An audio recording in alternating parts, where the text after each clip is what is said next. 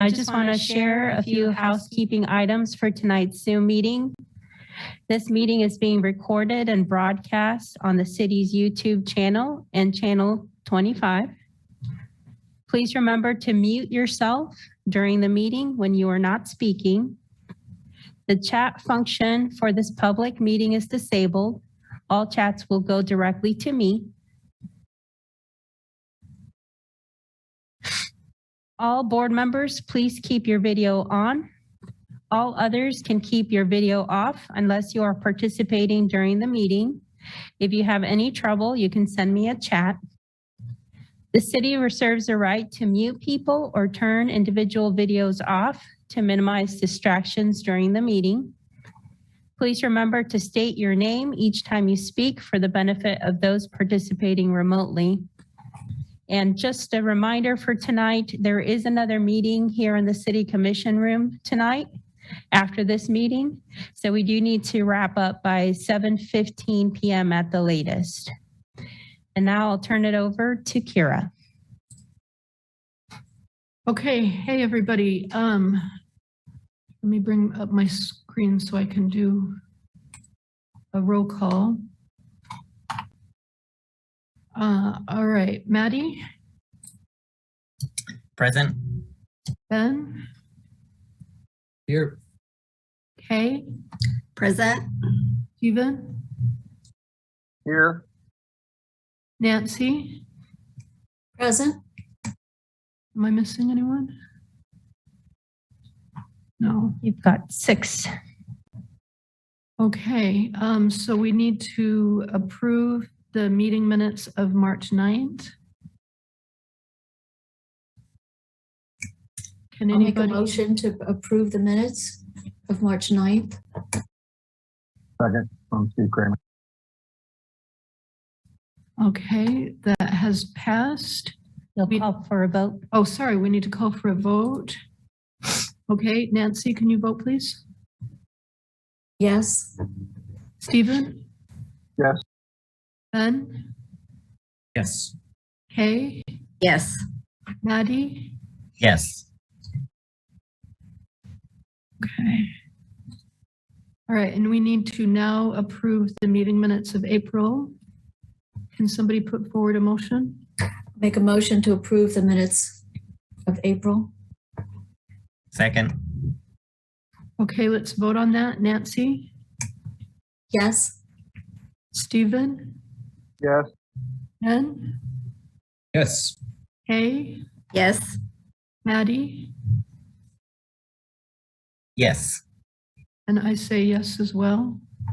And now we need to approve or put forward a motion to approve the meeting minutes of May. Can somebody put forward a motion? Approval of the meetings minutes from May. Second. Kay Johnson, second. Okay, let's have a vote. Nancy? Yes. Stephen? Yes. Ben? Yes. Kay? Yes. Maddie? Yes. All right, the proposal has passed. The motion has passed. The next agenda item is 2 board member vacancies. This is Kathy Richardson, Interim Sustainability Director. That's just a heads up to the board that there are 2 vacancies. I did mention in an email, Sarah has stepped down from the board. She recently graduated and is looking for jobs at this time. So there are 2 vacancies now. Okay, the next agenda item is the SAB member seat on Land Development Code Update Steering Committee. And this is Kay Johnson, and I'm interested in fulfilling that role.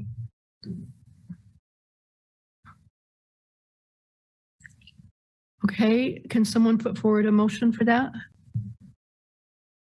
I'll make a motion that Kay Johnson be the member on the Land Development Code Update Steering Committee. This is Ben Sikes. I'll second. Okay, let's have a vote. Nancy, Yes? Stephen, Yes. Ben, Yes. Kay, Yes. Maddie. Yes. Okay, the motion has passed. Now we're going to discuss the SAB member seat on Douglas County Food Policy Council. By the way, thank you. Sorry, I didn't say that. Would somebody like to volunteer to be on the Douglas County Food Policy Council?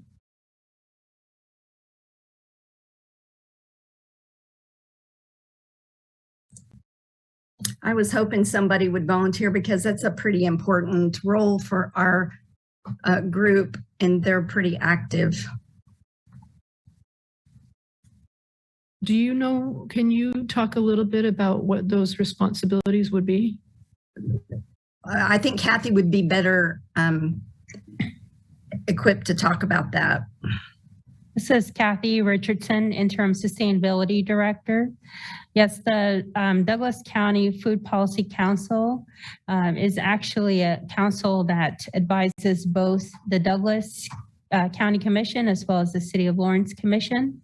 And a lot of their work is based on the food systems plan, which they worked on and the City of Lawrence and Douglas County adopted a few years ago. Kay is correct. It is a very active group and lots of subcommittees. And one of the things when this group was formed is they did appoint one seat to be a Sustainability Advisory Board member on the Food Policy Council.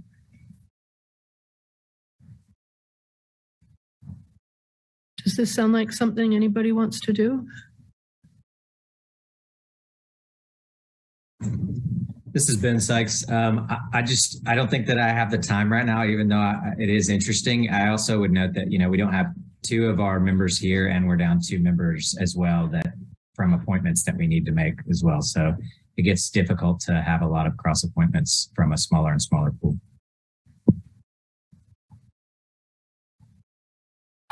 Second, Nancy. I'd like to maybe table this until we have the additional 2 members who are on our board, or on our advisory board, but not present. Maybe they'd like to participate, or if we get the new people on the board, perhaps we could just table this for another month. Yeah, I second that. Or propose if it needs to be proposed, as a motion. This is Kathy Richardson, Interim Sustainability Director. There doesn't need to be a motion or a vote on this tonight. This is an item that can be postponed to the next meeting or the following meeting after that. Anyone who is interested in the Food Policy Council, if you go to the Douglas County website, their meetings are listed with their agendas. So if anybody wanted to just jump in on the next meeting, the public's invited to participate. It's a Zoom meeting. And maybe that will inspire one of you. This is Kay Johnson, Sustainability Advisory Board member. Perhaps, Kathy, you could include in the minutes or for this meeting, the roles and responsibilities of that Food Policy Committee so that we'd at least have it in the notes.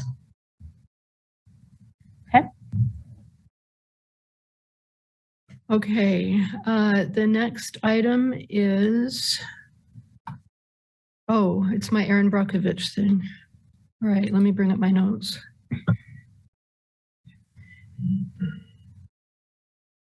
So first of all, I want to say a little something about my public speaking. I know last month it was kind of agonizing for everybody.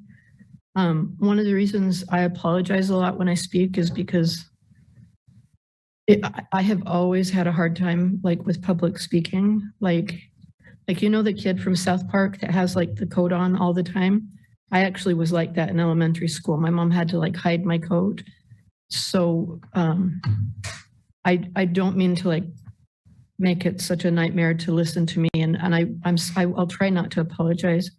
But Also, I don't seem to be getting any better. I've actually been doing Toastmasters and watching YouTube videos, and I just think that public speaking is not going to be my thing, but you guys are all good public speakers, so that's good.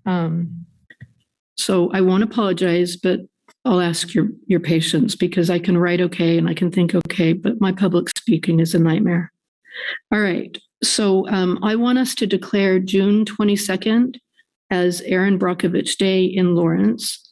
Erin Brockovich still has a very recognizable popular public image across most demographic spectrums. She's a good example of activists and environmental diversity.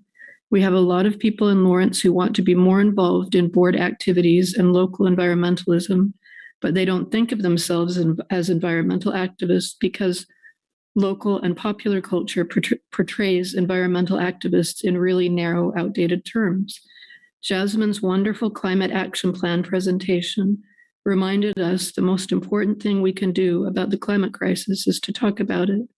Dr. Hayhoe, one of the most respected climate scientists in the world, says our situation is so dire that everyone who understands the crisis has a moral obligation to be a climate activist in every possible arena and capacity. The best intentions and policies won't happen without public momentum and support for activists. Lawrence needs to start celebrating, amplifying, and platforming historical activists, not just because it's an important part of Lawrence's heritage and foundation, but also because we need as many people involved in supporting and amplifying Lawrence and Douglas County's climate action planning. We've made a good start. Lawrence is building a very respectable reputation for effective action-based climate activism. At a recent methane gas lobby meeting, 3 towns were highlighted as seriously worrisome problems for the huge and hugely powerful methane, not natural gas, which is a PR term fostered by the methane gas industry. The 3 towns were Austin, Detroit, and Lawrence, and in the most recent lobbyist meeting they had, they specifically talked about Lawrence as one of their biggest problems. So that's freaking awesome. Good job, guys. Declaring June 22nd as Erin Brockovich Day will help everyone in Lawrence, including less traditionally represented people, understand themselves as an environmental activist and encourage them to spread the word and support our municipal and county climate emergency planning. So, does anybody want to have a discussion before the vote? This is Kathy Richardson, Sustainability Director. I did confirm with Stan Rasmussen that I would share his thoughts with the board and the public tonight on some of the agenda items. So I will read from the email that he sent me on this item. These are Stan's words. While I am not opposed to honoring Ms. Brockovich, I think the proposed proclamation should be improved. It barely mentions her and doesn't explain her connection to Lawrence. She was born here on June 22nd, and it fails to provide justification for honoring her other than that she is a unifier. She is famous for a lot of the environmental work she did in California. Why isn't that mentioned? Those were his thoughts on this matter. I'd like to just briefly mention that Stan was appointed to the board as a special favor to the ex-mayor who is actively against a lot of climate action. And I can't speak for Stan and his motivations and intentions, but I think it would be good if we all remembered that facts are facts and we are in a dire situation. And like I said before, the most respected climate scientist in the world, I'll say that we need to be activists, every single one of them. Lawrence celebrates a lot of things. We celebrate sports, we celebrate food, we celebrate music and arts. We even passed a declaration celebrating Lawrence as like the fictional home place of Supernatural. So Lawrence has passed a lot of stuff other than this, but we were founded by activists. Our original founders were abolitionists and activists. And I've lived in a lot of different places, and Lawrence is really unusual. People really are more involved in the community here than in a lot of other places. There's just a feeling of activism. And I think, you know, a lot of bad actors, like from the methane gas lobby and so on, they recognize that we are an activist threat, that we're an environmentally progressive threat. And it would be nice to celebrate that. Does anybody else have any comments?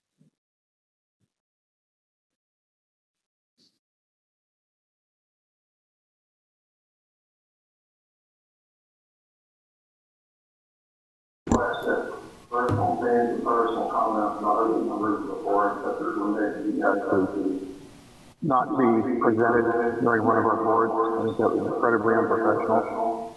And I would like to ask that that not be done again.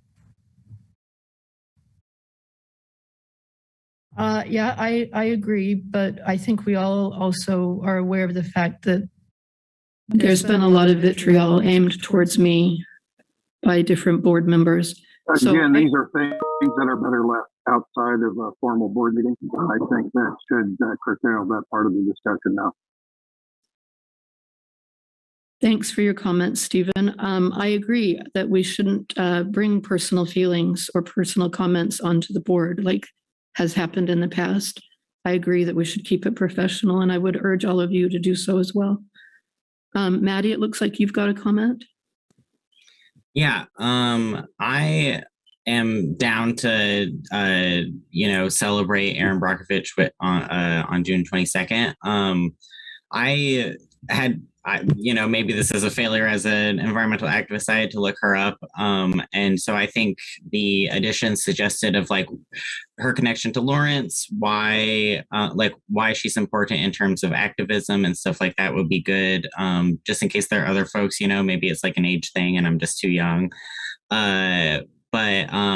Yeah, I think like I am also in favor of it. And I also think that those would be some good additions to the like official statement, just to make it really clear to anyone who's reading it or listening to it that like, okay, so this is who she is and this is why we're celebrating her and the really cool stuff she's done.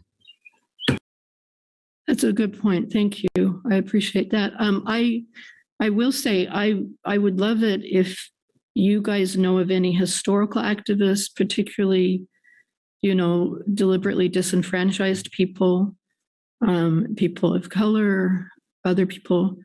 If you know of them as activists, I would love it if you would share that information with me, because I am trying to build a reputation for Lawrence as a town of activists. And, she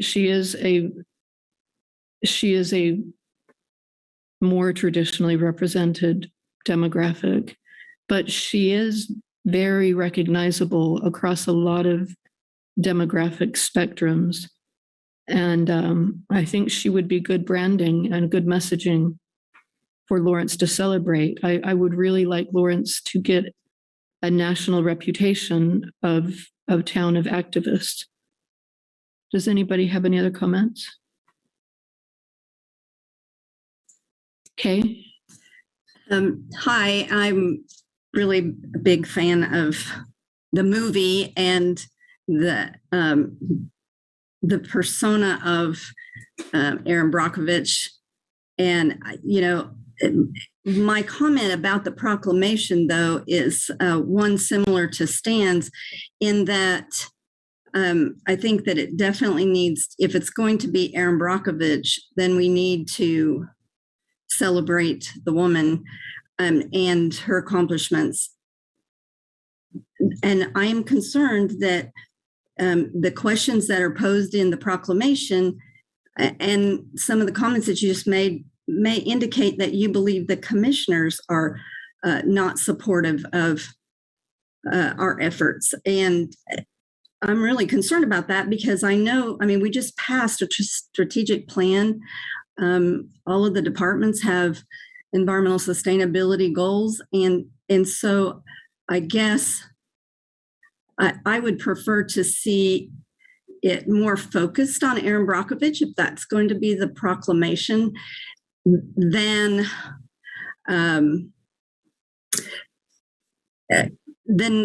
all of the questions that are listed in there. Generally, a proclamation from the city or involved in the city has some statements and very few questions. So I guess I'm not really I'm not really sure about the manner in which that proclamation's been written. And just for point of clarification, the city has the ability and the commissioners have the ability to approve a proclamation without actually going through our group. So, you know, but I understand, Kira, why you would want to. So it's not that. I'm just saying that there is another mechanism if this isn't the exact forum that you want. Are you suggesting I bypass the board and just speak to the city council as a private citizen? That is an opportunity you have. I'm just saying that I don't think in the format this proclamation is written that I can support it, even though I am a huge fan of the activism that you're talking about. I would love your help with helping me write it out. Would you be willing to do that? No, because I have just taken on an added role of the land development code, but I'd be glad to review it after somebody, you know, after there's some revisions, but I really don't think that it's quite there. I will say, I mean, obviously, you know, I have a lot of weaknesses. I'm not great at public speaking. I'm not good at a lot of the details that like maybe Ben is good at, things like that. But I'm a decent activist. And what's more, I work a lot of really crappy jobs with a lot of really disenfranchised people. And I know that environmentalist groups are always talking about outreach and messaging and inclusion and justice. But I have to tell you, the reality is with the people that I do work with, activists and specifically environmentalists have a really bad reputation. There's a lot of really entrenched anger about years of being shamed and years of being told to just, you know, use metal straws or to buy a Prius or to, you know, or to eat like a certain kind of diet. There really is like a lot of bad feeling about this kind of thing. But Erin Brockovich, across just about everybody, she's very recognizable. She's very liked and respected. And she's a good medium, I think, to draw attention to Lawrence's origins as an activist town founded by activists, and a place where, you know, there's still really, really solid, good activism going on. So I know you guys don't like it when I'm too blunt, but you know, as an activist, you have to be really blunt. And the life I've led and the jobs I work with, the people I work, you have to be really direct and really blunt. And again, there's a lot of bad feelings by people who are wondering why for decades activists haven't been pushing for free buses, for reinforced bike lanes, for livable wages. And Erin Brockovich is a unifier. She is somebody that most people who are not, you know, younger people, but past a certain age, she's very recognizable and she's very positive. And like I said, there's a lot of bad actors who recognize that we are becoming a powerful activist spot in America. And I think we need to take advantage of that. Dawn, do you have a question? You've got Nancy and Steve that both want to speak. Where's Steve? Nancy. Oh, there's Nancy. Hand raised for a long time. I'd like to speak. Yeah. I don't think that people are disagreeing with you about having this proclamation. I think it's the wording and the contents of the proclamation that people are talking about here. And so you're discussing here that it's important to have this. And I don't think that you're having opposition to having the proclamation, but I think people would prefer that it be rewritten. And for most importantly, to mention that she was born here. And I think those sorts of things are very important to connect her to us as a community and to talk about what she's done. I don't have any problems with having a proclamation. I don't think the proclamation as it's written, I could support. Okay, so you specifically want me to list that she was born in Lawrence. And what else did you say? And as Kay said, I think we need to have it rewritten to have statements about what she did and the things she accomplished. Okay, so born in Lawrence and her accomplishments. Anything else? I'll just write it so that it's not a lot of questions. Okay. You've got Steve. Okay, Stephen? Yeah, Steve Kramer, FAB Advisory Board. I went to school with Miss Brockovich, who was Miss Petsy at the time. Wonderful person. We were classmates in high school. There was no hint at what kind of a champion she would become for what happened. Most people don't know much beyond the movie. Kara, I would ask a simple question. Is it your intention that this proclamation be about Erin, or is the proclamation really about more of a general activist celebration? Because most of your discussion right now is about trying to celebrate the roles of activists. And I think it would be good if we kind of decided whether or not we were really trying to celebrate Erin, or if we're trying to celebrate more generally activists, and then focus on one of the two and rewriting the proclamation to be more specific to your intent. I like Erin. I like what you did. I don't mind going with that, but that's not what I'm hearing you talk about. I could only hear some of what you said, but I want the declaration to be on her birthday, June 22nd, about Erin Brockovich. And that's just like a first initial movement, or not movement.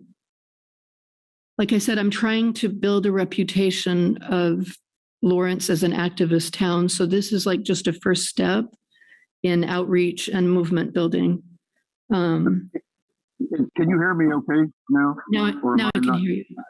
Now I can hear you better. Again, my question is, I'm hearing you discuss the role of activists in Lawrence, not nearly so much about Erin. In fact, I don't think we've discussed any of Erin's actual accomplishments yet. Is your intention here to try and have more of an activist day, a celebration of Lawrence activists, of which Erin is one, or are we trying to identify Erin Brockovich's achievements and celebrate those? Because if that's true, then we should be talking about her achievements. If you would rather be talking about an activist day, then that's more of the discussion I think I'm hearing here. So, and which was your true intent? Are you really trying to do Erin Brockovich Day, or are you trying to do an activist day? And both of them have worthy cause. Well, it's one and the same. If you platform a famous person who's famous for activism, who a lot of people from a lot of different demographics like and respect, that helps support the messaging that activism is important. It's valued by Lawrence, and it helps people think about themselves in a more, if they're activists or thinking of being activists, helps them think about it in a more positive term or a more positive way. So it Would you be able to paraphrase her 2 or 3 main accomplishments here? Yeah, I will. Hang on.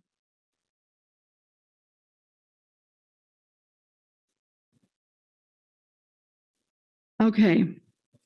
She is a consumer advocate, environmental activist who, despite her lack of education in the law, was instrumental in building a case against Pacific Gas and Electric Company involving groundwater contamination in a town in California. She was the subject of an Oscar-winning film. Since then, she's become a media personality. She now works on personal injury claims for asbestos exposure. She also works a lot on wastewater and pollution. Did you want any more than that, Stephen? Was that included in your proclamation you read? The proclamation that I wrote up was more just for the board. I actually was hoping we could work on it together for doing exactly this, like editing it. And I think that's exactly the comments that are coming from the board right now. I think there needs to be some work on the wording and to be more specific to Erin, as opposed to generally trying to shift attention towards activists in general. So that's all my comments right now. I don't think this is ready to go for a vote. I think the intent is good. I think we need more work done. Okay, I do appreciate everybody's comments. I have been doing climate activism on my own for about 20 years, just in my own little way with all of my kind of dirtbag jobs. And it's lonely and it's not a lot of fun. So I really do value the board, and I value your input, and I value even your criticism. And I really do appreciate that. I just want to make that clear with everybody that I've been working alone for a long, long time, and I really like working with a group. Does anybody else have any comments before I call on Dawn? No? Okay, Dawn?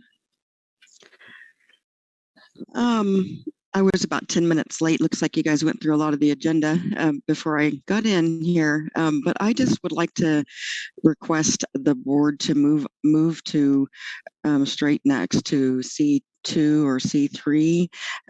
As a citizen that tries to tune in, I always love hearing the staff report.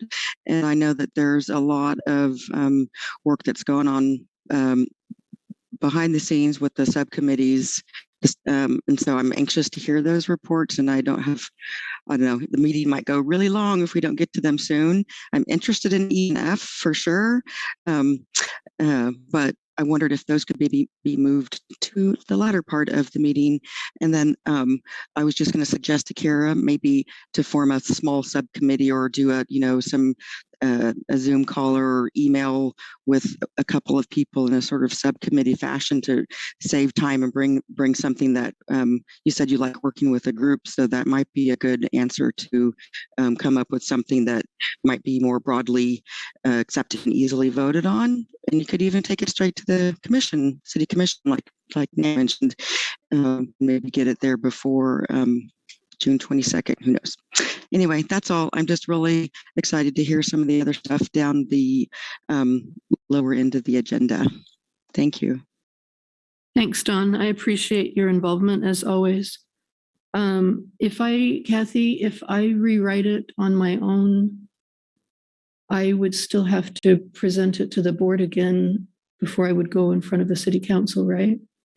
This is Kathy Richardson, Interim Sustainability Director. That is correct. If the proclamation is coming from the Sustainability Advisory Board, then the board members would need to be able to review the proclamation and have an approval process for it to go forth. Okay.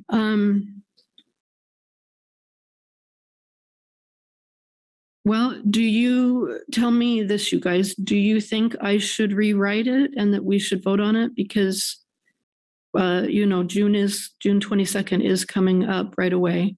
Or do you think I should just go as a private citizen in front of the board? Does anybody have any thoughts on that? And again, I know this seems superficial, but as someone who my main climate work is activism and outreach and messaging, we can have the best policies in the world, but they're not going to be passed or necessarily implemented and upheld without a lot of public momentum and involvement and popularity. So I know this seems superficial, but in fact, from an activist point of view, it actually is, it's not superficial. It does matter. The messaging matters. Identifying Lawrence as an activist town, it really does help with activism. And that's the biggest problem we have with climate work right now, is a lack of public consensus and momentum. Maddie, do you have a question? Do you have a comment? I'll let Ben go first since he raised his hand first. Okay, Ben. Yeah, this is Ben Sikes, board member. Kira, I would just say that I think there's support for it. The timeline is the tricky thing in the question you asked, like, should you go as a private citizen or should you work as a group and rewrite it? I mean, in all honesty, like I kind of felt the same thing with the weed and sustainability landscaping, is that, the city staff and others said it would be really good to have it done before the spring and everything, and doing things in committee and doing things like with a lot of feedback and rewriting and stuff takes a lot of time. And so given that June 22nd is like 3 weeks away, obviously it's up to you and stuff like that. If you wanted it before June 22nd happens, that process of getting input, feedback back and forth takes time. And so I guess that would be my perspective, even though what I hear from, and including myself, I think there's a lot of support for, a focused SAB behind creating an Erin Brockovich Day. Just maybe people have opinions about the degree to which what's written so far embodies those things. And like you actually have some more stuff like Maddie was talking about for who Erin Brockovich was and what Steve was saying was. I did plan to bring it up last month, but our meeting got canceled. So I didn't mean to push it as close to the wire, but thank you. Maddie? Yeah, Maddie Bell, Sustainability Advisory Board member. I think Don was suggesting a subcommittee for it. I don't know how long it takes to form those, but I could probably help work on this, not from a point of knowledge about Erin Brockovich, but just from a writing perspective, and making sure that maybe that could be useful, because it's as a person without the knowledge already baked in, having a proclamation that makes sense for people who don't necessarily know about her either. And so I would be willing to help work on this before June 22nd. I don't know about if we would want a short special meeting to approve it or not, like we had with the Noxious Weeds Ordinance, to try and get it done before June 22nd. I also don't know if Robert's rules would allow for a approval of the writing without a meeting. Those are my thoughts. This is Kathy Richardson, Interim Sustainability Director. I did want to mention that in order for this proclamation to be read at the City Commission meeting on the 21st, that's Tuesday, the 21st, it does need to be submitted to the city and worked within the agenda a week and a half before the meeting happens, which is right now. The agenda will be posted for the 21st meeting on the 16th, and usually it is completed by the beginning of that week. So it would be the agenda would be completed early on the 13th or 14th for that meeting. So one suggestion, and I know I had another advisory board member that was interested in an Earth Day type proclamation earlier this year, was to work on the proclamation with more time to be able to present something in 2023. So that would be a suggestion, because you are running with a very, very tight timeline at this time. Okay, so I think what we're going to do is table that. Steve also with his hand up. That's exactly what I'm doing. I'm moving we table discussion on that. There really isn't time enough to do it just before June 22nd without calling special meetings. But for the sake of this meeting, let's table the discussion. Would also like to move to table the discussion on the climate change name topic so that we can move on towards the subcommittee report, if at all possible. All right, do we have a second? Second, this is Kate Johnson, Sustainability Advisory Board member. Sorry. Before we go to a vote, I would like to keep the, not table necessarily, but we can move it later in the meeting, the discussion about the the new multimodal facility. I just really want to make sure we talk about that tonight. That is not part of my tabling. I'm just tabling items D and E for now. Okay, great, thanks. And this is Maddie, Sustainability Advisory Board member. This is Ben Sikes. I just have a question about, this is going to sound stupid. What does tabling mean? Does it mean like we're going to talk about it next time? Does it mean we're done talking about it? Does it mean if we have time, we'll come back to it? That's probably in a book somewhere that I didn't read. Does anybody, Kathy, do you know what that means according to Roberts and his rules? This is Kathy Richardson, Interim Sustainability Director. There can be a clarification on that tabling from Steve's part. So he can state he'd like to postpone till later in the meeting if there's still time, or if the board would like to place these items in the July meeting agenda, go ahead and make that statement. At this point, tabling in my motion is simply to put on the table the discussion. Kira, as the chair, can elect to put them back on the agenda for the next meeting. That's her prerogative for tabled items. They do not have to be brought off the table by the committee. They can be brought off the table by the chair. So you're for my own clarification, you're suggesting discuss them next time. Don't discuss them tonight. Yeah, I would like to eliminate them from the discussion tonight because we're going to run out of time. Okay. And it leaves the discretion to Kira to decide if she wants to bring them up next meeting or not. And since they are her topics, I think that's entirely appropriate. I'd like her to decide what she wants to do with them.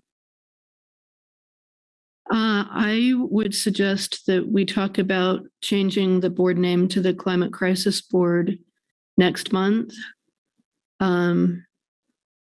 And let's go ahead and table the Erin Brockovich thing so that I have time to rewrite it.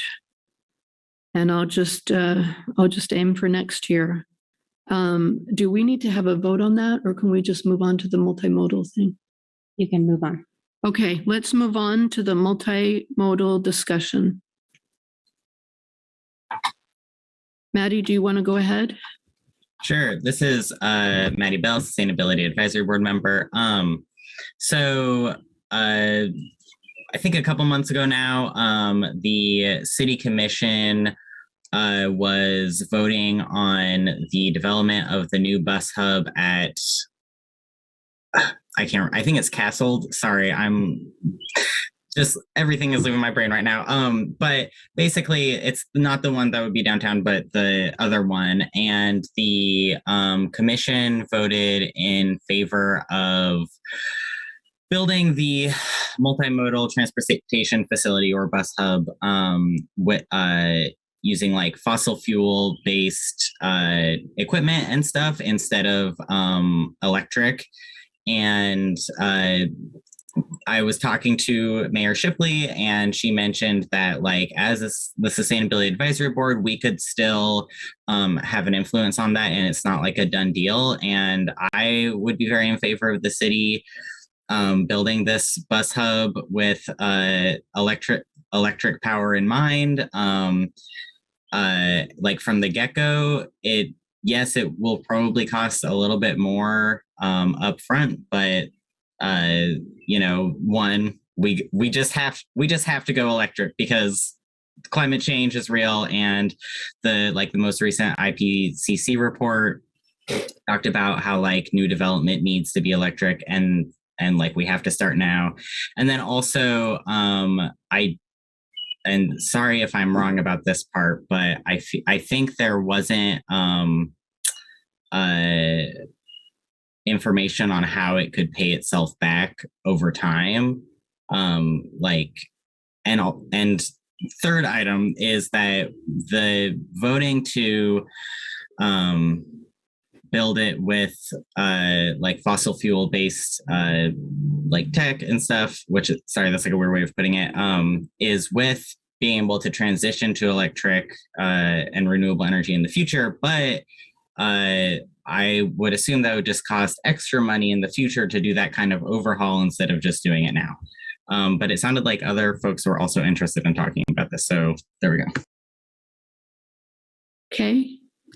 Yes, this is Kate Johnson, Sustainability Advisory Board member. I too am very concerned about this decision. I'm not at all in agreement with the decision that was made, particularly since I'm holding in my hand the renewable energy goals that says by 2025 for electricity in all municipal operations. It seems very wrong to put natural gas in a facility and then turn around and take it out in a year and a half, unless they really are not interested in this goal. I mean, this goal was written for a reason. And I am very concerned that we have not encouraged our city commissioners enough to follow this goal. I'm also concerned that city administration would even propose something like that. They have known about this. They also have a special contract for electricity so that they get most electricity from renewables. So there are numerous ways that we could achieve our goals by doing it the right way the first time instead of the wrong way. That's all I have to say right now. But I may have more questions and comments. That was really, really perfectly said. I would recommend that we call it by its real name. It's not natural gas, it's methane gas. The natural gas term is PR propaganda directly from the methane gas companies. So again, this seems like not a big deal, but as an activist who does messaging and outreach and movement building, it does help to make sure that we call things what they are and not what the gas companies call them. So if for the sake of this discussion, we could call it methane gas, that would be awesome. Does anybody have any comments? Ben? Yeah, this is Ben Sikes, SAB board member. I just want to also express frustration in that a year ago, or a little bit more than a year ago, we had a presentation from the Multimodal Transportation Committee to SAB, where we strongly expressed our desire for them to make that project completely renewable, including things like potentially having solar panels that would recharge the electric buses that our city has been extraordinarily successful at obtaining. And so the idea that it is not getting done in a sustainable way is of concern to me, and that we had an entire discussion and meeting and update about it, and still the things that are going forward are not doing that. So I don't know what the recourse is there or what the most effective recourse is there, if bringing the multimodal people here again to ask these, what I think should be pointed questions about these elements to them, or whether or not simply making statements that we vote on to express displeasure or our opinions about the topic towards city commission. But I am in favor of letting people know that we do not think that's what we have discussed and what's in the best interest of our city. Okay. I also am interested in wanting to refer back to our renewable energy goals. We need to put the question to the city commissioners as well as the city management is how are they going to achieve that by 2025? Because this is where the rubber meets the road. Yeah, I agree. Does Maddie anybody Bell. else? Sorry, Yeah, Maddie. I do. Yes. Maddie Bell, Sustainability Advisory Board member. Yeah, so I hadn't even realized that this was before I joined the board that y'all had a conversation like that. So this is even more frustrating. When I talked to Mayor Shipley, she mentioned that one option would be to write a letter to the city commission saying, we want you to, we disapprove of the direction this is going and you should make it electric and stuff. But also if we wanted to speak to them in person or over Zoom, how face to face as much as that could happen, that could also be an option. But yeah, also very in favor of doing something. Yeah, I am too. Does anyone else have a comment?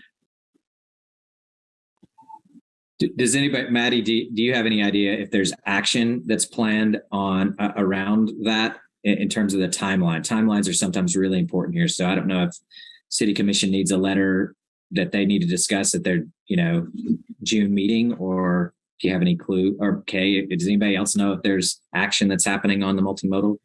This is Kathy Richardson, Interim Sustainability Director. Ben, my understanding is that the final design of the building based on decisions that were made earlier this year has already been completed. So I'm just I followed up with the engineering group just to make sure where it was in the process. So the final designs have been completed. Okay. This is Kay Johnson, Sustainability Advisory Board member. I don't believe that is the end of the discussion.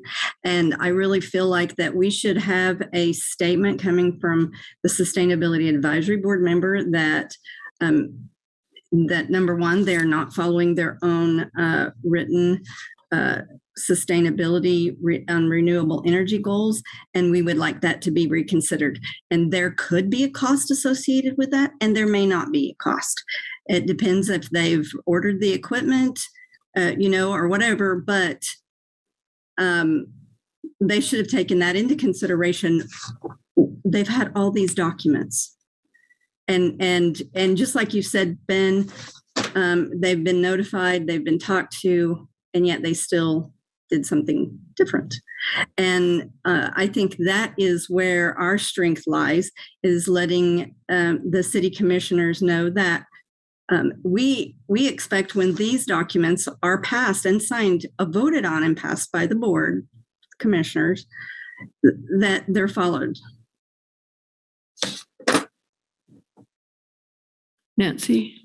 So I totally agree with Kay and what everything's been said. I think it's really important that one of us goes to the meeting of the city commission and presents this to them on the behalf of our advisory board. And I think Kay would be an excellent person to go and talk with them and present the issues that we have talked about here today. In order that we get this changed before it moves forward any further. Yeah, I agree. Kay is really well spoken and knowledgeable about this subject, and has the right amount of enthusiasm about it. Do we want to take a vote? Oh, sorry, Kay. Before you go further, I think it's important that we have a statement from our group. I don't mind reading the statement or expounding on the statement, but I think it's really important that we, and I think, and I don't have a statement in my mind exactly but what they did was wrong. So I don't know how we put that out there, but I think that there needs to be a statement written on behalf of our board and approved by our board, so that it's not just my opinion. It's the board's decision that to basically wage a protest about this particular decision. And I'm not adverse to bringing the other things that Ben mentioned. I understand that there is also not xeriscaping included in the plan. There were other sustainability issues that could have been easily addressed. This type of capital improvement doesn't happen very often. And when you build a building, you need to consider sustainability to begin with. And I don't know, maybe, I don't know. There really does need to be a board approval, though, I think. Yeah, that's what I was just about to say, that I think we should make a statement in this meeting. Sorry, Ben.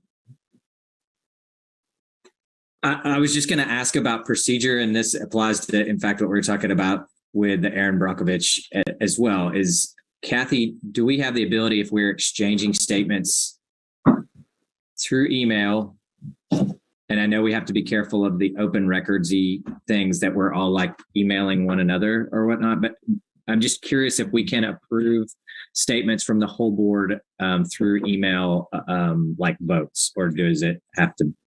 I don't know. I don't know what I'm saying, really. I'm just asking, do we have to wait for any action for every single one of these monthly meetings unless we have a special session? This is Kathy Richardson, Interim Sustainability Director. So in the past, there have been items that are, in draft form with some editing that happens at meetings, and it's pretty, no real discussion outside of this meeting occurred where the board has approved a language from one of the members that has emailed out. And again, you can't reply all if there's a typo or anything like that. For this item, it sounds like there's still some discussion to have. Potentially, it sounds like there's not a statement unless you work on it tonight. One of the recommendations could be that the subcommittee for the Climate Action Plan that's meeting next Wednesday work on that statement. And there could be a special meeting called by the chairperson of the SAB so that there could be that statement brought back and some discussion. I'm assuming the board might not want to wait too long until the next meeting. So those are just some suggestions. And I do see that Kay had raised her hand. So.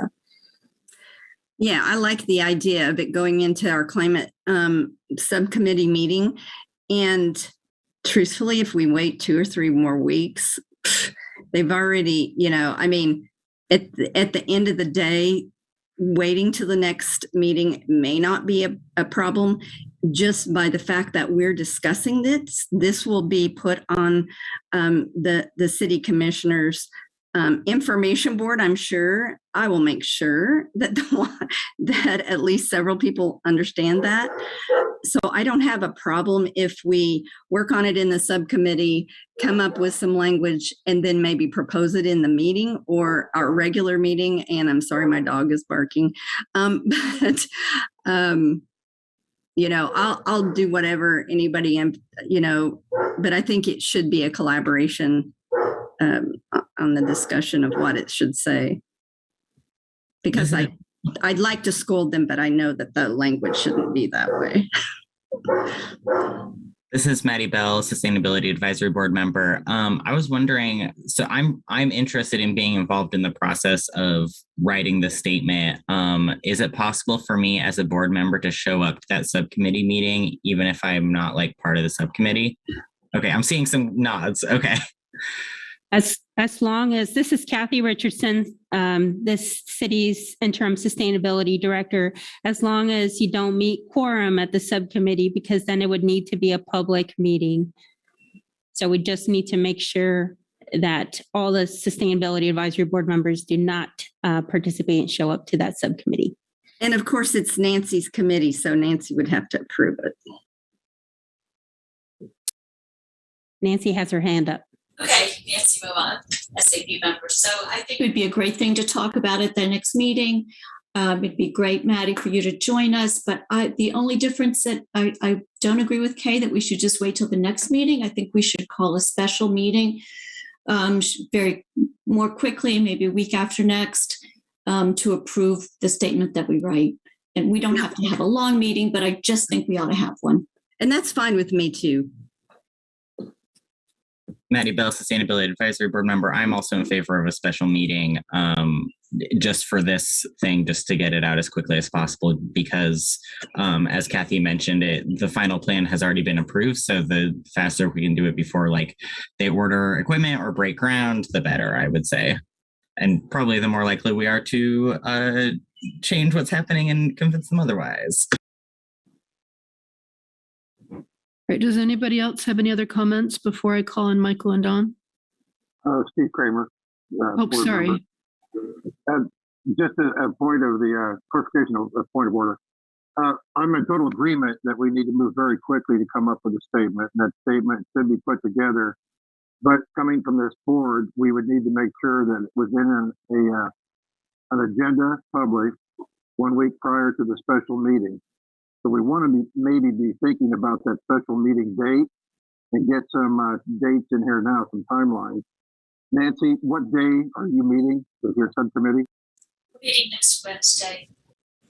Okay, and from between now and then, everybody has access, I think, to the link about the background of that meeting where the vote 3-2 had taken place.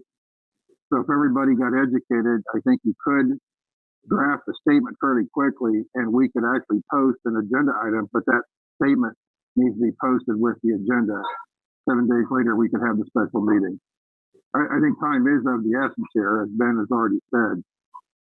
We might want to have a definitive plan in place.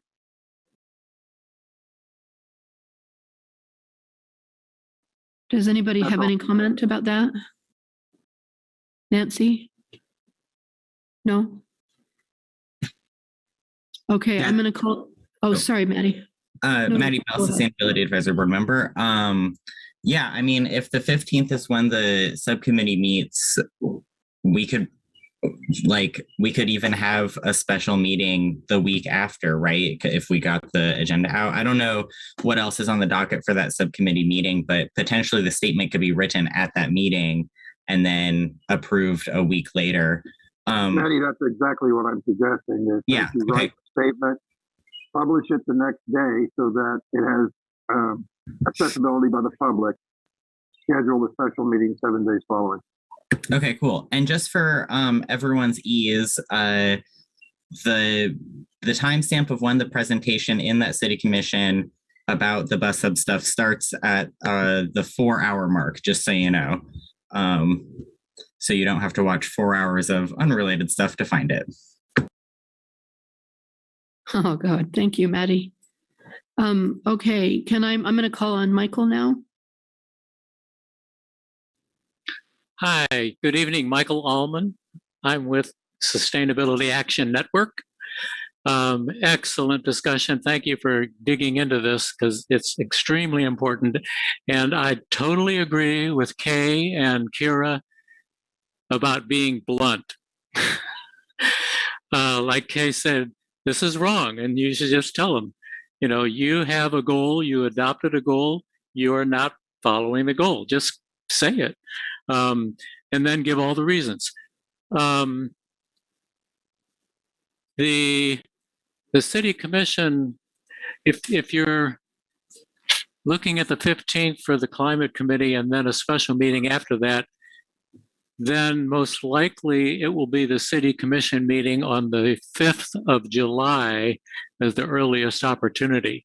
I don't know if they're going to be willing to put it on their agenda. So what you should do in the meanwhile, I would suggest keeping in touch with Mayor Shipley, of course, and telling her what you would hope to do, as well as the city manager, because between the two of them, they set the agenda. And as far as the particulars go, what their options were, and they talked about the two options, and I was at that meeting on March 22nd, and Sustainability Action Network voiced opposition, exactly what you're talking about, and they didn't go that way. They're talking about putting boilers in the building to heat the building with methane gas. Thank you, Kira. I like that. Methane gas, yes. Call a spade a spade. And then they said, but, that's okay because then in the future, we'll be able to convert the building to all electric and run those boilers on electricity. Well, Kay, that's an excellent point. What, in 2 years, you're going to switch over? What's the cost of that going to be? So bring that up. What's the cost of that going to be? The other issue with running those boilers on electricity, electric resistance heating is the most energy intensive way to use electricity. The option are heat pumps. It's not, that's the alternative of what they're looking at. And we know heat pumps are extremely efficient. That's what, cities around the country are doing when they ban methane gas. They specify in their building codes heat pumps. So that's what their option is, and that's what they were considering and rejected. So what's the cost of that? Well, they need to specify what that cost is. But the infrastructure bill that did get passed for the Senate, at the federal level, has millions of dollars of transit money, and it's specified for, there's buses, but there's also specified for transit facilities. So the money is there if they apply for it. So get your ducks in a row, keep all those particulars in mind when you actually make your presentation so that they know that you've done your research and that what you're saying is a viable option. And I think you're capable. You all understand this pretty well, so I applaud you. But yeah, get in touch with the mayor about it and go for it. Thank you.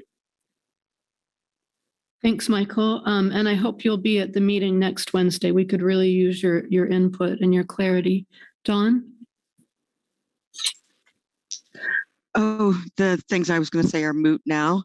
I'm glad this board is taking this seriously, and thank you, Maddie, for bringing this up. I hope that the statement that you create will go not just to city commissioners, but also to the city manager and city legal, as it does seem that legal lines have been crossed in that city staff is not following city mandates. And this lastly, perhaps the statement could be more of an inquiry format, like asking questions that must be responded to and even maybe request response by a certain date. Just a thought as you develop that. Thanks. Sorry, Dawn Hawkins. Thanks, Dawn. You always have really good insights and comments. I appreciate that.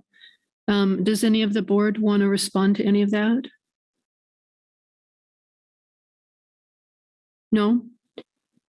Okay, so we'll just go ahead and discuss this on next Wednesday's Climate Subcommittee. Yes? Yeah? Okay, do we need to propose a motion or anything to move on? No. What? No. No, okay, sorry. Okay, so our next agenda item is Ben, the Noxious Weeds Ordinance. Yeah, this has been Sikes, board member. I think this is going to be relatively quick. I appreciate everybody showing up for our special session and the support that now we have this proposed revision out there from the Sustainability Advisory Board. We will wait with bated breath for the City Commission to take it up. In the meantime, we have the subcommittee continues to discuss some things on emails that include, for example, lists that we might be able to use with, we might be able to give to the plant assessment board, how some of those things can move forward. We still would love input, even though we have passed it at the SAB level, from city legal on some of the components that we put in there. So Kathy, I don't know if there's a hot iron or prod or anything else that works. I know they're extremely busy and they have a lot of other things on their plate. Even if they could just write back and say, here's where we're at, we have looked at it, or we haven't even been able to look at it yet, that would be really helpful. Just some sort of an update. This is Kathy Richardson, Interim Sustainability Director. I can let you know that they have not had a chance to look at it. So that is the update. Did they have a, I don't know, Post-it notes of the order of things that they have to look at, prioritize? I'm just curious, like, will they be able to look at it before City Commission looks at it? Would be an interesting question for us to know. That, and I think we talked about this at the last meeting as well, that it would move forward to the City Commission without the input on all those questions you had for legal. Okay. So at this time, legal has made a statement and communicated to all the departments that they are really backed up and very short-staffed at this time, and that will continue through October of this year. So the time frame has been given where they are working on the highest priority items for all the departments and the commission. Okay, thank you. That's really helpful to know. Even that is really helpful to know. Appreciate that.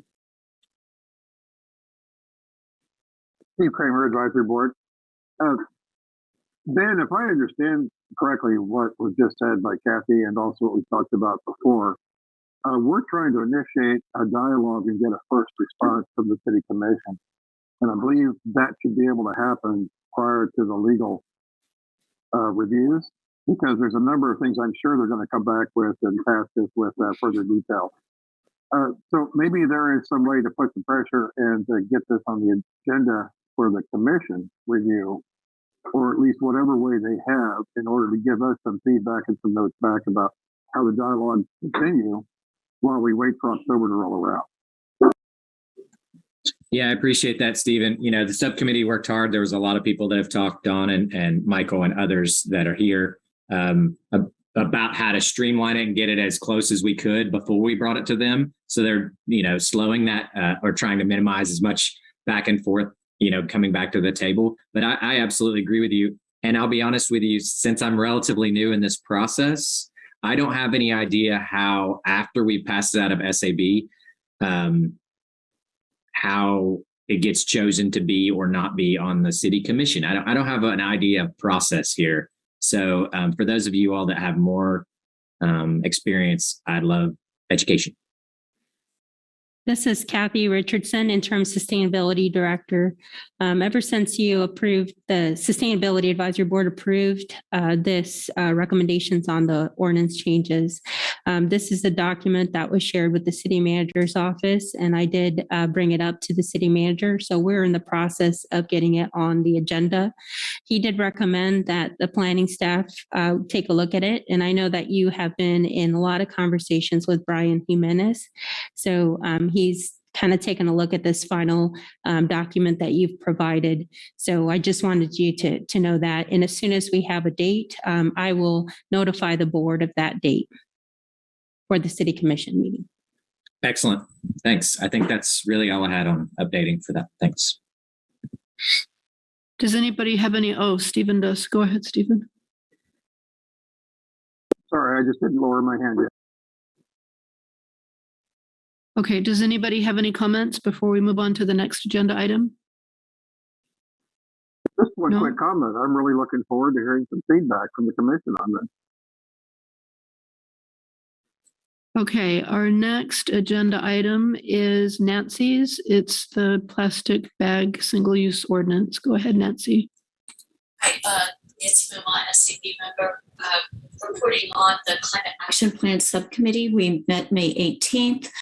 Kim Kreiner-Ritchie and Jamie Hoffland from the Douglas County group joined us, and we outlined some of the process. We also outlined some things that we want on the Climate Action Plan for Douglas County and Lawrence. And then we moved on to talk about the plastic or the single-use bag ordinance. And we decided that we would like to bring it to the full committee for discussion so that we could conceivably move it forward to the city commission after we move it from this group. So the ordinance as it's written was distributed, and we thought that it was very sound, possibly have some amendments to it or some tweaking of it, but that overall it looked like a good document. So I'd like to just open it up for discussion to see what people would like to do with tweaking it before we take a vote on it to possibly move it back into the city commission for consideration. This is Kathy Richardson, Interim Sustainability Director. I wanted to go ahead and read off Stan Rasmussen's feedback on this item before I forget and the discussion gets started. So again, this is Stan Rasmussen. He said, I do not support the proposed single-use bag ordinance and recommend that we instead support a community goal of eliminating single-use bags. Those are his thoughts. This is Maddie Bell, Sustainability Advisory Board member. I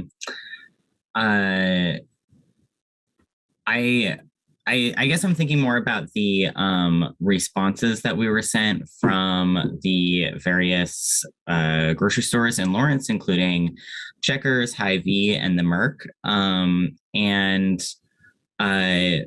one of the things that was mentioned in there was, I guess, incentivizing or supporting stores in how they would eliminate single-use plastic bags. I know the Merc, as they mentioned in their writing and just from personal experience being in there a few times, like they provide cardboard boxes left over from materials that they have, like the stocking shelves and stuff for customers to use. I don't know if that's something we could support. I did like the stipulation that the 15-cent fee would not apply to folks with in like affordable food programs, but I also am pretty aware that like in Lawrence we have in Kansas we have a number of donut holes, including health insurance, where someone makes too much money to afford or to qualify for low-income health insurance, but not enough to afford like actually meaningful health insurance. That's another thing with like energy efficiency upgrades. Plenty of folks don't make enough money to pay the upfront costs, but make too much to qualify for low income. And so I'm just wondering how, a 15-cent charge would impact people who don't necessarily qualify for SNAP or something, benefits or something like that. But it would financially impact them, especially during a time of inflation and really high gas prices and stuff like that.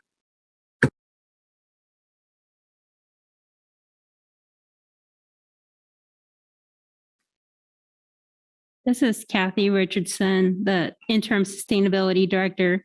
I really apologize. Stan had additional comments, which he wanted to share with the board and with the public. So if you bear with me, I want to make sure his comments are shared.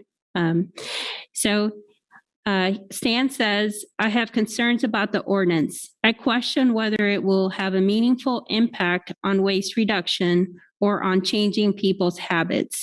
I am concerned that ordinance will act as a regressive tax.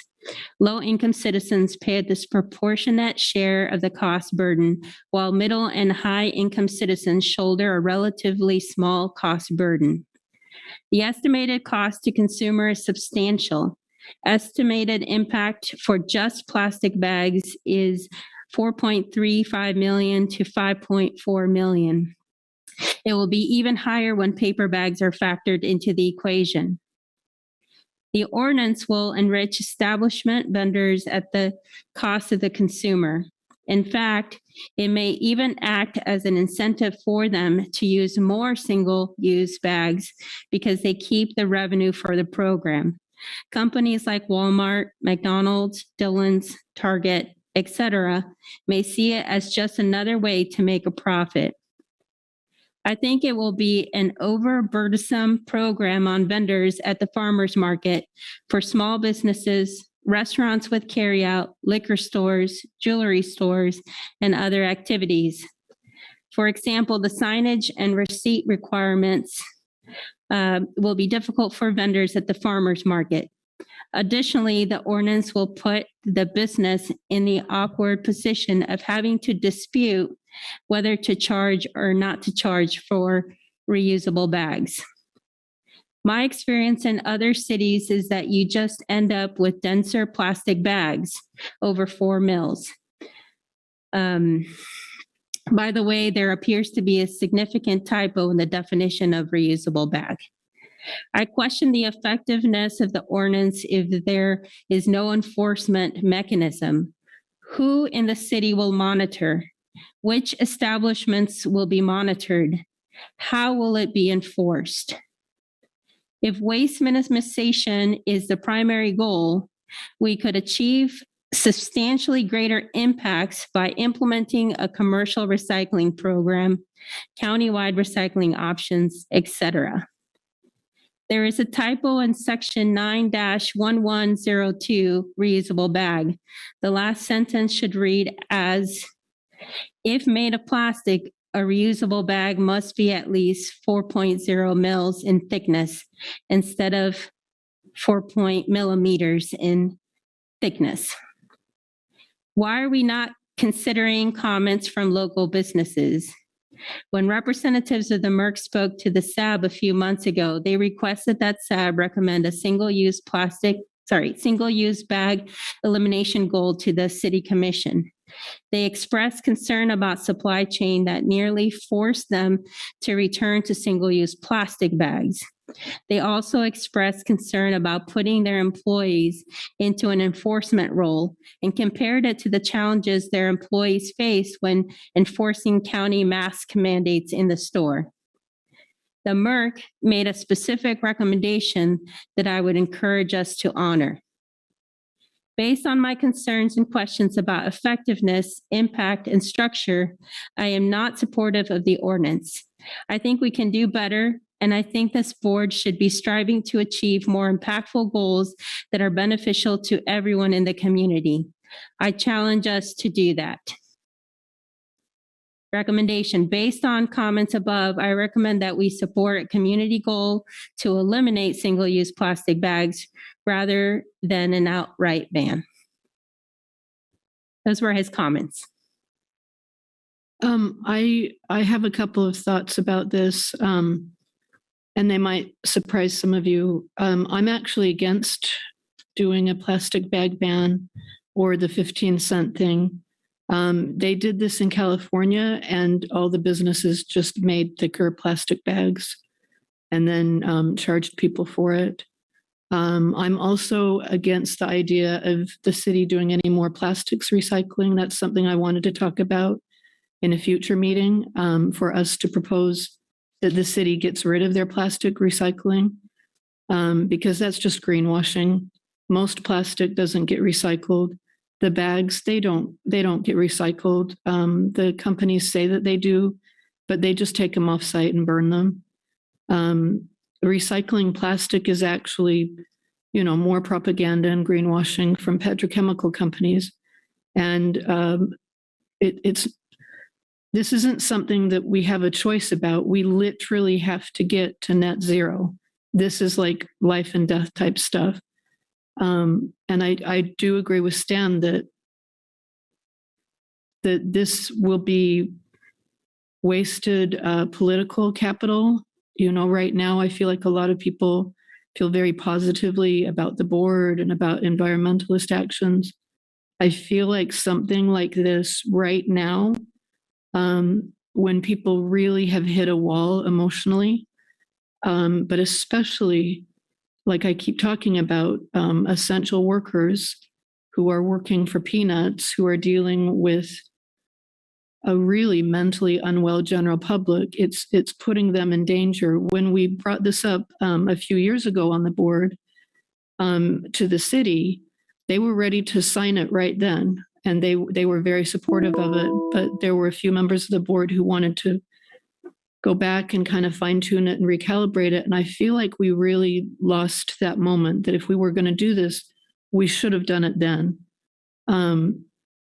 I really feel strongly that the board and environmentalism as a whole should be about the business of supporting people and offering incentives rather than penalizing or causing more stress. And again, this seems like a no-brainer to get rid of plastic bags. They're horrible. They pollute everything. They're petrochemical products that can't be recycled. But public support and political capital, that's a real thing. We really need to be aware of the fact that we're all in a bad way mental health wise, but especially the minimum wage essential workers are just in a really rough, bad way. And this would be really hard on them. And I agree with Stan that we need to think, what does this accomplish? We're not getting rid of plastic flatware. We're not trying to ban styrofoam. We're not banning, plastic boxes or anything else that anybody uses, especially restaurants. I think we really should have a discussion about, for this specific, really weird, hard moment in time, what does this accomplish? And again, we're always talking about equity and justice. We really need to center and remember that this really will be a hardship on the essential workers and the frontline workers. The companies, they'll pivot. They always complain about any change that is going to cause them to lose money or to have more difficulty. It's the workers who take the brunt of the abuse and the stress. So I would really like to hear other people's thoughts about this. Nancy? So I couldn't disagree with you more. I think this is a really important ordinance that is an important first step towards reducing single-use plastics in our community. The reusable bags are available through many different outlets, such as Just Foods and other opportunities for people to get reusable bags. We're not suggesting that we charge them 15 cents. We're suggesting that the 15 cents is going to motivate them to remember to bring their reusable bags. So the idea is that we incentivize people to bring the bags, not that we're charging them. I agree that we do need some teeth here. We do need some way to enforce this ordinance. And I think that would be a very important addition to this ordinance, that there's a way for the public to suggest that there's certain problems going on here and not leave it all to the people who are working in these facilities, in these stores. So I think this is a really important first step. You talk about having people conscious about environmental problems and climate change. And I think, just having one day of people claiming activism is nice, but in your face every day that you got to remember those reusable bags is a better way to let everybody know that we all have to do our part in making climate change, reducing climate change. And so I think this is a really important key first step. And again, it's just a first step, Kara. I think there's lots of other plastics and other approaches that we have to take, but this is a way to start. Is there any way we can think about this in terms of us doing something that would support the poorest and the most disenfranchised among us? That wouldn't come. Margaret, I'll call on you after the board is done discussing stuff. I really like the carrot rather than the stick approach. Again, some of you guys get uncomfortable when I bring up my jobs, but I have been the person bagging the groceries. I've been the person ringing up the groceries. I've been the person, like all of my jobs are frontline minimum wage jobs. And again, there's a lot of bad feelings about environmentalism because for decades they've just been told not to do stuff or to buy stuff. And I'm worried that the first big public action that we do as a board, I would really like us to just read the room and be aware of the burdens and the emotional. What's the word? The emotional burdens of frontline workers and really broke, disenfranchised people. Is there a way that we could think about how to support people with like our first big action kind of out of the gate as a board, as opposed to something that again is not necessarily hugely meaningful when we're not banning like plastic garbage bag liners that people buy at the store. We're not like I guess I would just really like to hear from other board members. This has been Sikes, SAB board member. I mean, Nancy has follow up as well. I generally think that we have broad agreement around the idea that we don't like plastic bags, that they are a problem. And I think that's an important starter for everybody in this conversation. I mean, even the things that Stan was saying is about how to control how to control plastic bag use and plastic bag waste. And I think the debate we're having is whether or not, we simply have a penalty and a ban, an outright ban. It's not clear to me what Stan's suggestion of a community goal of 0 does, whereas what's written so far in this ordinance is actually relatively clear.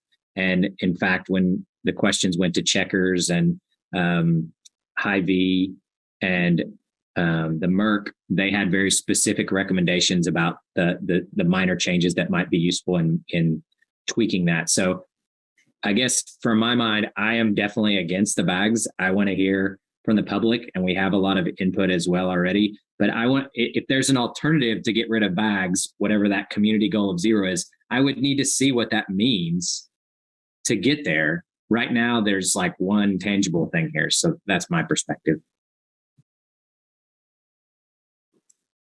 Nancy Muma, SAB member. I just want to say that the research that was done suggested that the 15 cents amount would reduce the use of plastic bags. It would incentivize people to bring their own reusable bags because it has been successful in many other places in this approach. And so, yes, you're probably individual examples where some person saw this or saw that, but the data in general suggests that if you charge for the plastic bags, people will bring reusable bags.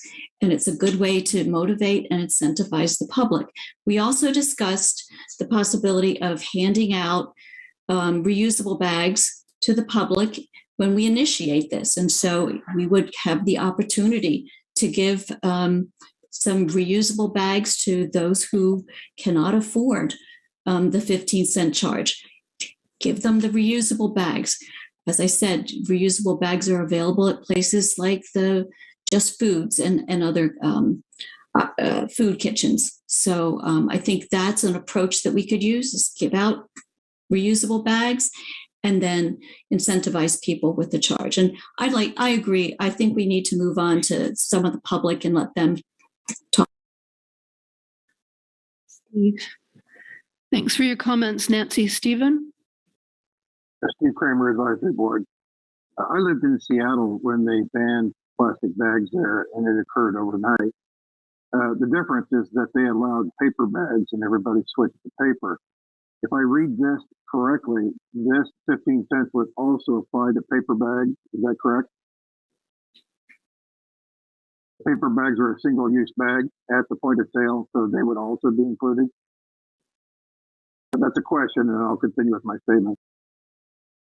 The key points that I want to make sure the rest of the board understands. Can everybody hear me okay? Okay. Yes. 4 mil is not the same as 4 millimeters. 4 mil is 4/1000th of an inch. To put that in real world terms, the current plastic grocery bags are approximately 1/2 mil thick, or 1/2 of 1,000th of an inch thick. A bread bag is closer to 1 to 1.5 mil thick, and a drawstring bag that you would normally get when you buy a pair of shoes that they put the box into is approximately somewhere around the 2 mil thick. So saying a reusable bag is only 4 mil thick is not a very big stretch, but it is enough that that bag could be reused at least several times before it gets thrown away. That is what happened in California. It is not what happened in Seattle, because Seattle allowed paper bags to continue. I will say that I never heard anybody blink or bat an eye when they banned the plastic bag, although Seattle is a different community. The point was taken. Even though that bag was filled, that paper bag was filled with disposable packaging. I mean, there's so much cellophane and plastic and cardboard and waxboard and things that cannot be recycled. Still, it made people think a little bit about what they were doing. Personally, I'm in favor of using this to make public aware. I don't think it's going to be nearly as big of a hit or inconvenience, but there are some things that do need to be changed. And I think one of the questions I would have is forcing the vendor to have a number of bags used. It's not very difficult to put an item as a good sold to be a plastic bag, but to report a number of bags used is an additional burden that can't be just programmed into the cash register. And I would like to know if that's simply to showcase what kind of impact we had. That may be more of a burden on the vendor than we really need right now. Speaking as a small business owner who uses packaging. So I'm in favor of it. I'm not a fan of plastic bags. I am more of a fan of paper bags, but this resolution or this ordinance does sound like it could put the expense on paper bags as well. So it needs to be uniform across the board. There are some editorial changes I think we need to make, and I would like to strike that reporting of the number of bags used. Thanks, Stephen. Sorry, we have to be done by 7:15. Yeah, this is Kathy Richardson, Interim Sustainability Director. Just a time check. It is 7:07, and the meeting does need to wrap up by 7:15. Can I open it up to Margaret Kamar to have her comment real quick, and then I think maybe we need to move this to next month's agenda as well, because it seems like we've got a lot of discussion to do. Margaret? Hi, my name is Margaret Kumar, and I'm a citizen who is definitely in favor of incentivizing people to bring reusable bags. I have somewhat of a unique perspective because I have been a volunteer at Just Food, which is for people who are food insecure. I volunteered at the front desk, waiting on clients for about 1 year before COVID and about 6 months after the COVID crisis. The way that Just Food works is people are awarded points on the size of their family.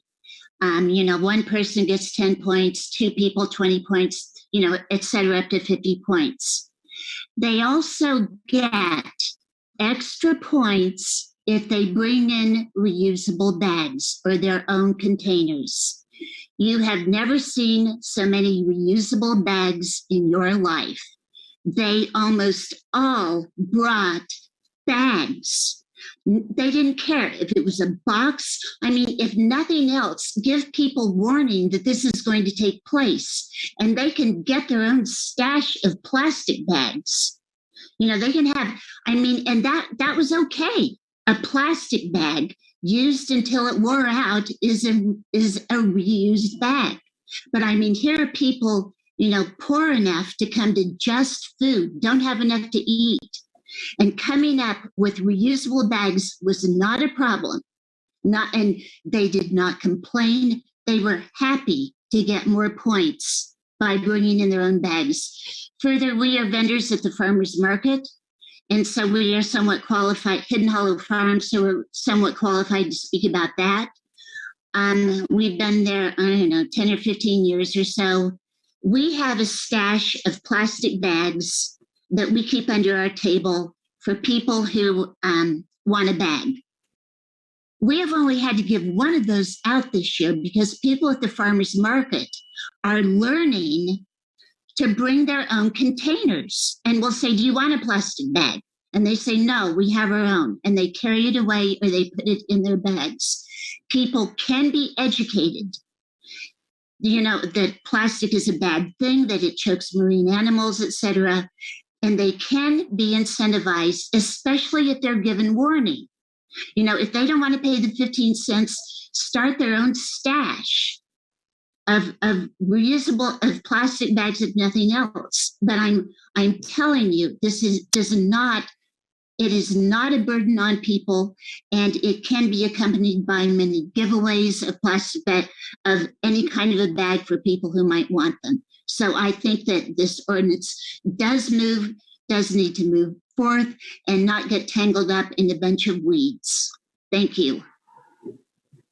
Thanks, Margaret. I hope that you'll start coming to all of the Sustainability Board's meetings. We could really use your personal perspective and your passion.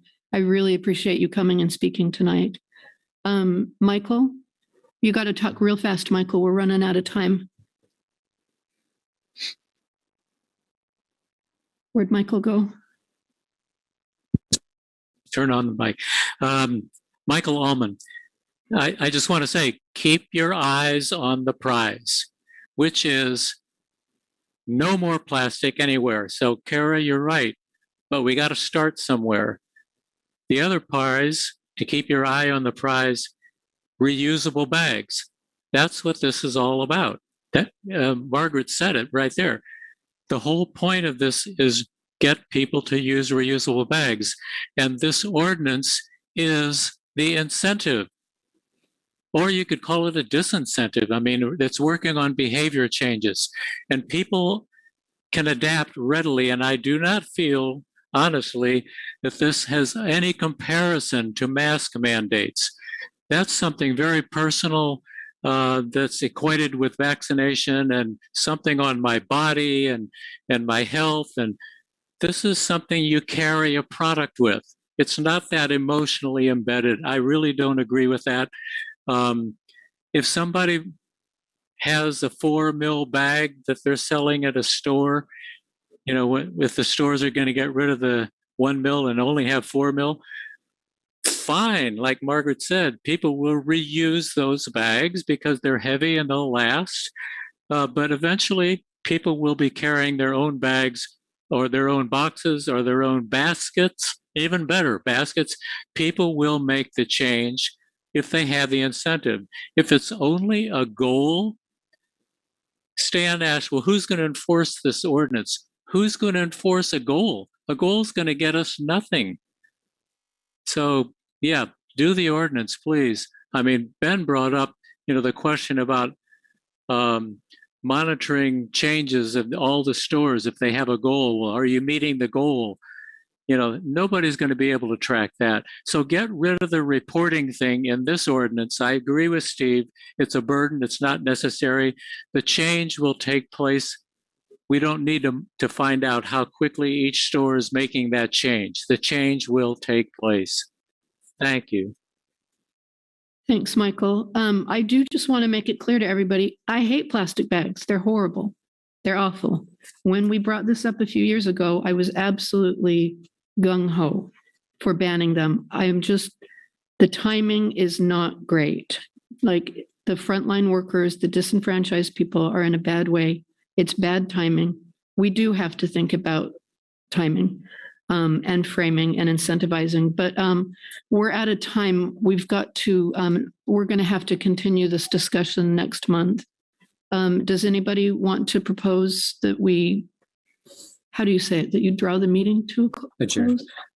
Can I just make one quick question? This is Ben Sikes. Kathy, it seems like almost every time we've run out of time, we don't have time for the staff report. I don't know if there's a precedent for the staff report being at the end of the meeting. I would like the staff report to be moved to the beginning of the meeting after we approve the minutes because it's some of the most important information we get.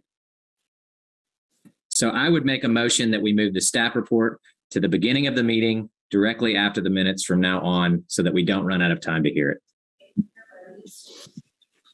Are we okay with Also that? move the continuation of this discussion forward in the agenda so that it gets a full time for the discussion rather than at the end. Nancy, Okay. you might consider trying to include this in the special meeting agenda that we're setting for the other topic. Great idea. What did he say? Steve, can you? Nancy is already working on another topic from the agenda to follow with a special meeting regarding the multimodal transportation. If we do a special meeting, we might also be able to make a more succinct, very articulate discussion, set it to a point, and get to a vote. And we can do that at a special meeting where it can have priority. Okay, can we have somebody put forward a motion for that? And you already have a motion on the floor. Say it again. You have a motion on the floor by Ben Sikes on one item. Oh, You right, wanna okay. close that up. Okay, so Stephen, you just seconded that? Yes? Yeah. Okay, so that's seconded. All right, can we have a motion to conclude the meeting? Before you close the meeting, can you do a vote on that one motion and second, please? Which motion? There was a motion on moving the staff report to the beginning of the agenda after the minutes were approved. Steve Oh. seconded that. And then Steve also mentioned that this item with the single-use bags may be something that gets added to the special meeting agenda later this month. Okay, can somebody put forward that motion, please? I believe Steve did. I'll second the motion and I'll also vote in favor of both. Okay. All right, can we conclude the meeting now or do we have to? We have to have a vote. You have to vote, yeah. We have to have a vote. Sorry, I'm just trying to get us out of here. All right. Stephen, how do you vote? Yeah. Ben? Yes. Maddie? Yes to both. Kay? Yes. Nancy? Yes. And I vote yes too. Now, is there a motion to adjourn? Okay, motion to adjourn? So moved. This is Kay Johnson. This is Maddie seconded. Okay, we adjourn. Have a good month, everybody. Unbelievable. That's how